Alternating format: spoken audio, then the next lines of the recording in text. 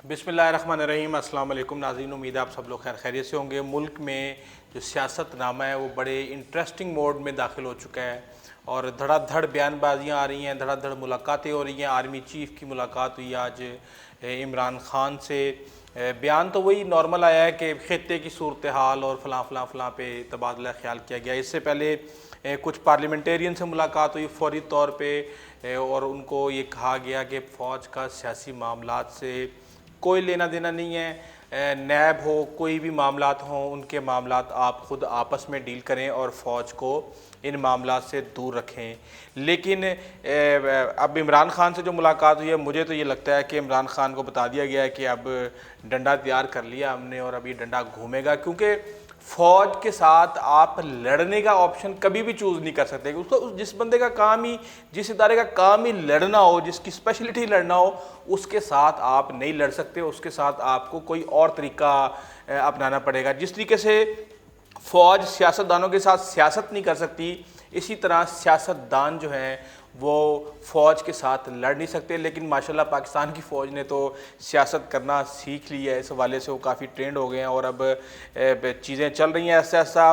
मामलात ये हैं कि जी बड़ी बड़ी चहमगोइयाँ हो रही हैं। कोई ये कह रहा है कि जी इमरान ख़ान इस मामले में विन विन पोजीशन में है, फ़ौज को अपोजिशन के साथ लड़ा दिया है। लड़ाने के बाद अब इमरान ख़ान दूर बैठ के तमाशा देखेंगे और फ़ौज और साथ में इस्टेब्लिशमेंट और ये जो अपोजिशन की जमातें हैं ये एक दूसरे को बजाएंगी।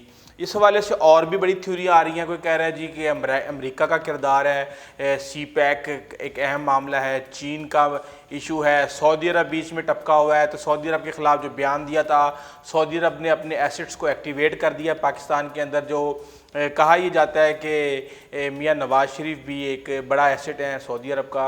हर मुश्किल वक्त में सऊदी अरब ने इनको बचाया। बीच में वो नाराज़ थे, लेकिन बहरहाल कहा ही जा रहा है कि दोबारा एक साबिक एक फ़ौजी हैं, बड़े सीनियर फ़ौजी हैं, उनके थ्रू चीज़ों को मैनेज किया जा रहा है। और सऊदी अरब के जो सफ़ीर हैं यहाँ पे वो भी बड़े एक्टिवेट हुए हैं। और अमेरिका और सऊदी अरब ये चाहते हैं कि अपोजिशन को लॉन्च करके सी पैक को नुकसान पहुँचाया जाए, जबकि दूसरी तरफ हुकूमत और फ़ौज सी पैक की जो उसके एक मिशन को कंप्लीट करने की, उस प्रोजेक्ट्स को कंप्लीट करने की एक ज़मानत बनी हुई है, गारंटर है। तो इस तरीके से कहा ही जा रहा है कि जी आलमी ताकतों का खेल शुरू हो चुका है। बहरहाल जितने मुँह उतनी बातें, लेकिन पाकिस्तान के अंदर पाकिस्तान की फ़ौज के बगैर ना तो अमेरिका कुछ कर सकता है, ना ही चीन कुछ कर सकता है। जिसने भी इस चीज़ को लेके चलना है उसको फ़ौज को अपने साथ मिलाना पड़ेगा। अब कहा यह जा रहा है कि जी 2 दिन पहले मुलाकात हुई है जनाब जनरल कमर जावेद बाजवा साहब की, और साथ में DGISI थे, और उसमें बिलावल भुट्टो जरदारी थे, उसमें मौलाना फजलुर रहमान के बेटे थे, उसमें शहबाज शरीफ थे, शाह महमूद कुरैशी थे, सिराजुल हक थे, शेख रशीद थे, और भी काफ़ी पार्लियामेंटेरियन थे। वहाँ पे मुलाकात के अंदर ये डिस्कस हुआ। बेसिकली आपको पता है कि पाकिस्तान गिलगित बल्तिस्तान को 5वां सूबा बनाने जा रहा है, और मोदी ने जो हरकत की है कश्मीर के साथ, आइन के आर्टिकल 370 को ख़त्म करके पाकिस्तान भी टिट फॉर टैट उसका जवाब देने चाह रहा है। तो उस हवाले से बहरहाल डिफरेंट लोगों का डिफरेंट नज़रिया। वो कहते हैं कि जिस तरीके से कश्मीर को की एक ख़ुद मुख्तारी को भारत ने नुकसान पहुंचाया, इस तरह आप भी अगर नुकसान पहुंचा देंगे तो फिर दोनों चीज़ें साइड पे अलग अलग हो जाएंगी। बहरहाल वो एक अलग डिबेट है। बहरहाल ये इनकी आपस में डिस्कशन हुई, उसके अंदर इन्होंने अपने वादे वईद भी याद करवाना शुरू कर दिए कि जनाब आपने जब पार्लियामेंट में जनरल साहब की एक्सटेंशन के हवाले से कानून साजी करनी थी तो उस वक़्त हमसे वादे किए गए थे, उसके बदले में कुछ रिहाइयाँ भी हुई, जरदारी साहब भी रहा हुए, और जो जो भी होना था बहरहाल वो हुए। उसके अलावा उन्होंने कहा जी कि हमारे तो मामलात अभी तक सही तरीके से हमारे वादे नहीं पूरे किए गए।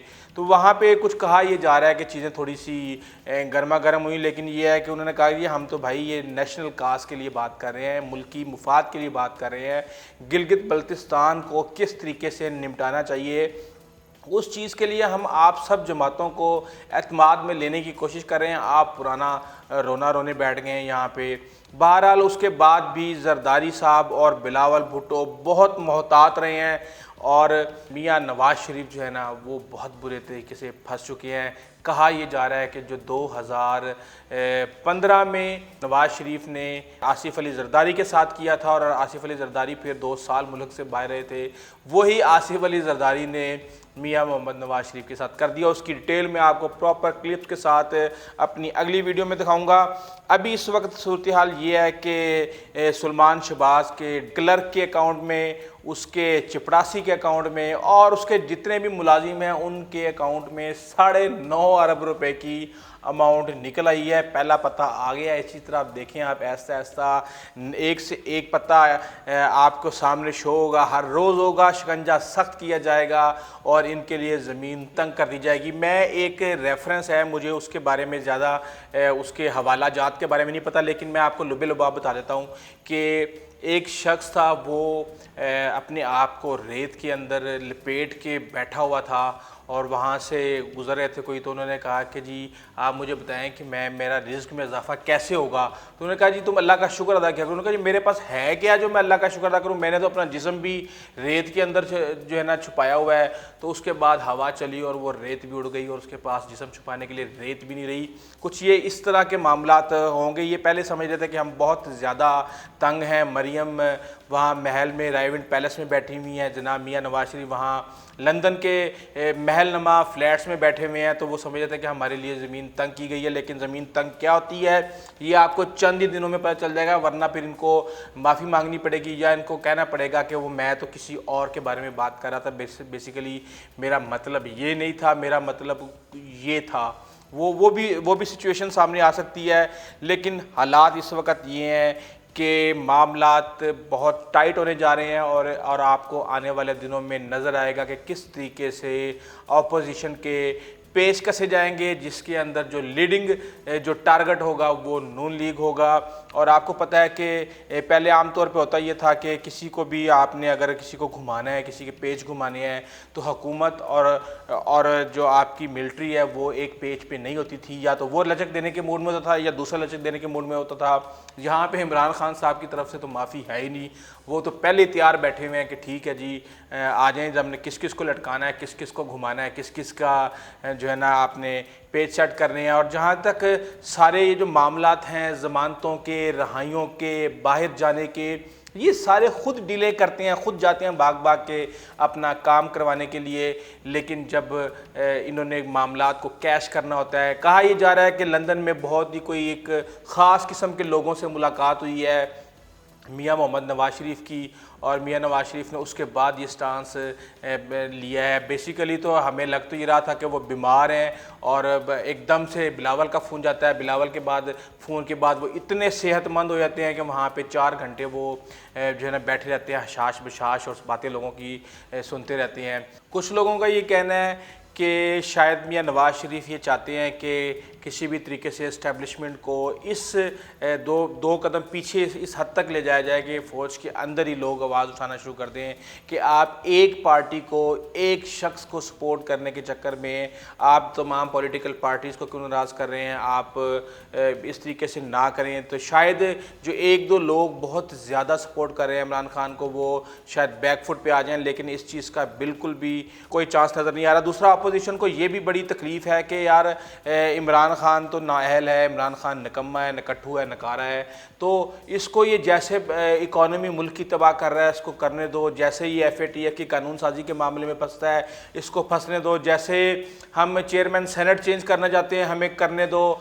तो यहाँ पे हर जगह पे जहाँ भी इमरान खान फंसता है उसको फौरी तौर पे कोई ना कोई इस तरीके से जादुई अंदाज में रेस्क्यू करता है कि सारे के सारे दावे धरे के धरे रह जाते हैं। FATF की आड़ में नैब के जो कवानीन है उसके अंदर अपनी मर्ज़ी की जो अमेंडमेंट्स थी वो भी ना हो सकी, FATF का कानून भी पास हो गया।